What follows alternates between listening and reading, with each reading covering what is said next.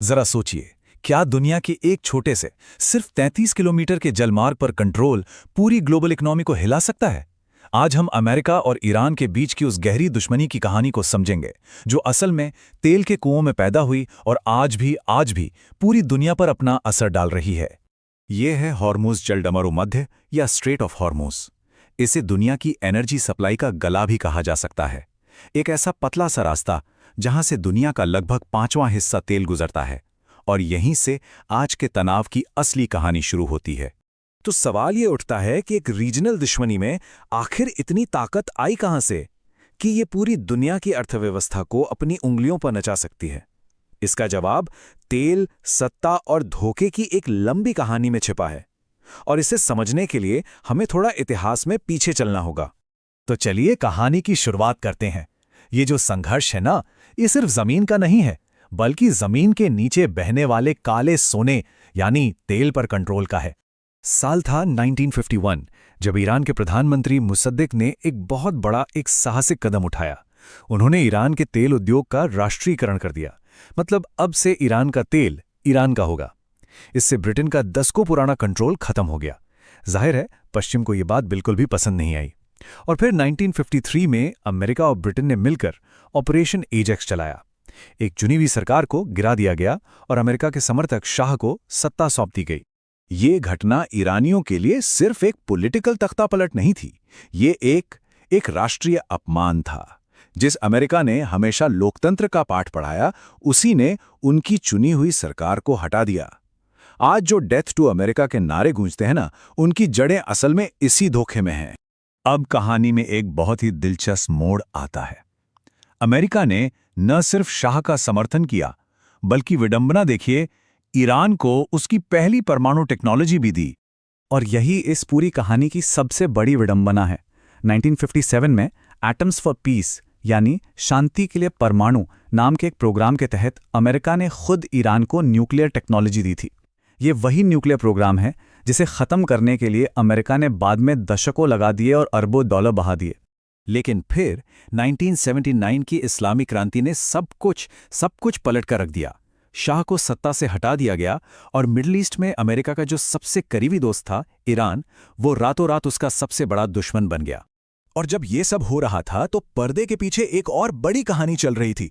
ये कहानी थी एक ऐसे फाइनेंशियल सिस्टम की जिसने दुनिया के तेल व्यापार को अमेरिकी डॉलर से जोड़ दिया और अमेरिका को एक ऐसी बेमिसाल ताकत दे दी जिसकी शायद किसी ने कल्पना भी नहीं की थी। इसे कहते हैं पेट्रो डॉलर सिस्टम।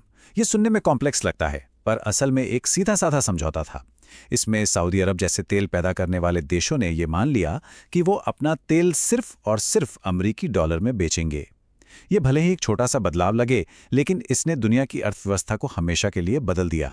इस सिस्टम ने एक ऐसा चक्र बना दिया जिसने अमेरिका को बेइंतहा शक्तिशाली बना दिया। देखिए, तेल खरीदने के लिए हर देश को डॉलर चाहिए, जिससे डॉलर की मांग हमेशा बनी रहती है। तेल बेचकर कमाए गए अरबों डॉलर वापस अमेरिका में ही इन्वेस्ट कर दिए जाते हैं, और बदले में अमेरिका इन तेल वाले देशों को मिलिट्री सुरक्षा देता है। मतलब इस सिस्टम को चुनौती देना सीधे सीधे अमेरिका को चुनौती देना है।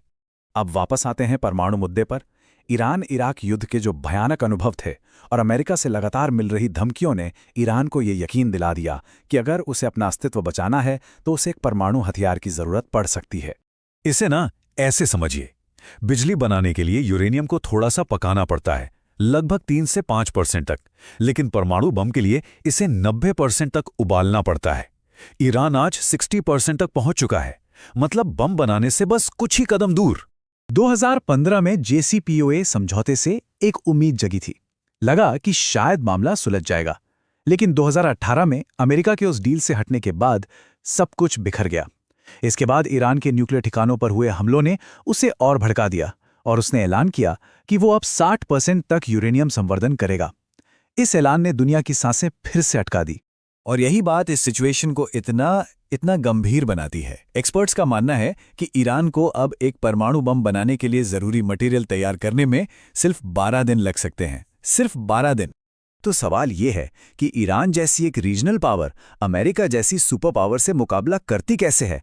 इसका जवाब है असममित युद्ध, यानी एसिमेट्रिक वॉरफेयर।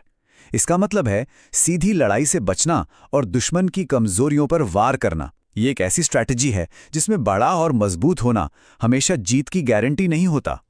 ये जो नंबर हैं, ये पूरी कहानी कह देते हैं।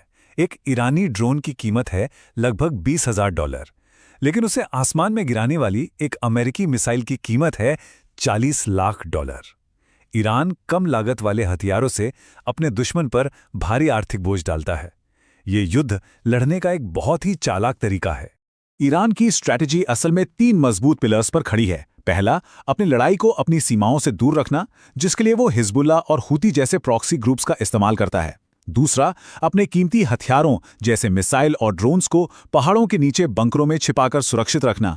और तीसरा और सबसे जरूरी, होर्मुज स्ट्रेट पर अपने कंट्रोल का पूरा फायदा उठाना।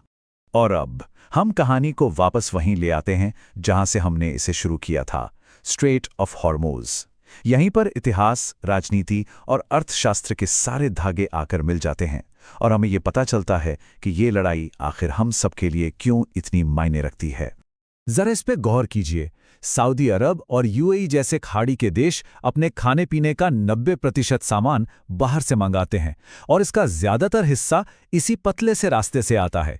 इस रास्ते का बंद होना मतलब लाखों लोगों के लिए भूखमरी का खतरा। और बात सिर्फ खाने की नहीं है। इससे भी ज्यादा चौंकाने वाली बात यह है कि इन देशों में 60% ताजा पानी समुद्र के पानी को साफ करने वाले प्लांट से आता है, जो हमलों के लिए बहुत आसान टारगेट है। एक भी कामयाब हमला इन रेगिस्तानी देशों में पानी का एक भयानक संकट खड़ा कर सकता है। तो यही इस कहानी का सबसे जरूरी हिस्सा है। जब ईरान स्ट्रेट ऑफ हॉर्मुज को बंद करने की धमकी देता है, तो वो सिर्फ तेल की सप्लाई नहीं रोकता, वो असल में सीधे उस पेट्रोडॉलर सिस्टम की नींव पर हमला करता है जिस पर अमेरिका की ग्लोबल इकोनॉमिक बादशाहत टिकी हुई है। तो ये हमें एक आखिरी और शायद सबसे मुश्किल सवाल पर लाकर खड़ा कर देता है। एक ऐसी लड़ाई में जहां कोई भी आसानी से मिलिट्री विक्ट्री हासिल नहीं कर सकता और आर्थिक युद्ध से हर किसी को नुकसान पहुंचता है, वहां जीत का असली मतलब क्या है? ये एक ऐसा गतिरोध है जिसमें पूरी दुनिया फंसी हुई है और जिसका कोई आसान जवाब किसी के पास नहीं है।